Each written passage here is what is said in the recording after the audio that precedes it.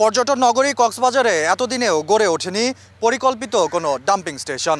অনুসন্ধান বলছে পৌরসভার ৭৬ একর জমির মধ্যে প্রায় ৭১ একর জমিই দখল করে রেখেছে প্রভাবশালীরা। ফলে এখন পরিকল্পিত ডাম্পিং স্টেশন করার মতো কোনো জমি খুঁজে পাচ্ছে না স্থানীয় এই প্রশাসন।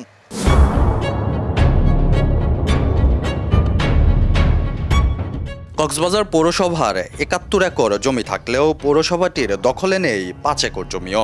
অভিযোগ রয়েছে বিভিন্ন সময়ে দায়িত্ব নেওয়া মেয়র আর সংশ্লিষ্টরা স্ট্যাম্পে চুক্তি করে নিজেদের পছন্দের ব্যক্তি ও প্রতিষ্ঠানকে লিজ দিয়েছেন এসব জমি।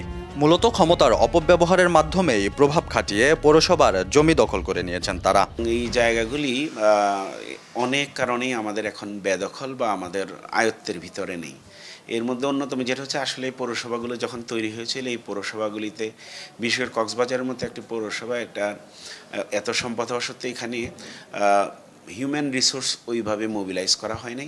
আর বিভিন্ন সময়ে যারা দায়িত্বে ছিলেন হতে পারে তাদের অনভিজ্ঞতা বা অদক্ষতার কারণেই এই জায়গাগুলি আমাদের ব্যাহত হয়েছে। পৌরসভার চুক্তিগুলো হয়েছে এরকম যে যেই প্রথম পক্ষ চুক্তি করবে তারা মার্কেট বিল্ড আপ করবে, তারা একটা মিনিমাম একটা ভাড়া দিবে পৌরসভাকে। দেখা গেল যে একটি দোকান ভাড়াই পৌরসভাকে দিচ্ছে ৬০০ টাকা মান্থলি, কিন্তু ওই ব্যক্তি যিনি এটা বরাদ্দ নিয়েছেন উনি এটা ভাড়া দিচ্ছেন ১ লক্ষ টাকা। তাহলে পৌরসভা পুরোটাই লুজার হয়েছে। পৌরসভার আয়ের প্রধান উৎস হচ্ছে হোল্ডিং ট্যাক্স।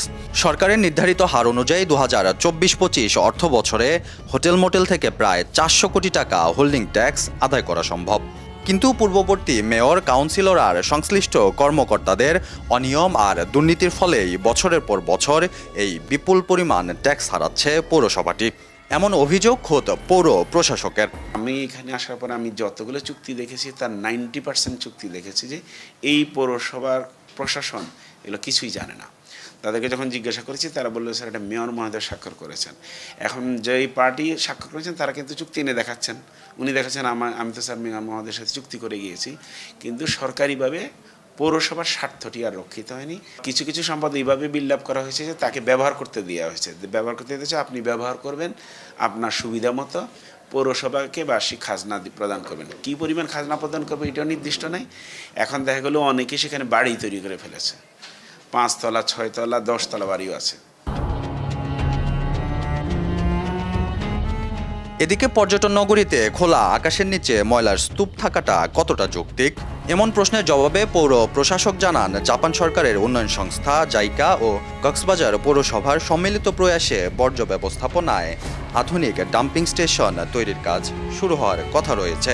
জাইকা এবং বাংলাদেশ সরকারের যৌথ অর্থায়নে আমরা এই ডাম্পিং গ্রাউন্ডটাকে আধুনিকীকরণের একটা প্রকল্প নিয়েছি। যেই প্রকল্পে এক্সিস্টিং যে ময়লাগুলি আছে সেগুলিকে আমরা প্রসেস করে নতুন ময়লা আসলে আমরা সেগুলোকে ডিগ্রেডেবল নন ডিগ্রেডেবল সেপারেট করে সেটাকে আমরা ট্রিটমেন্টে যাব। সিঙ্গেল ইউজ প্লাস্টিক রিসাইক্লিংয়ে আমরা যাচ্ছি।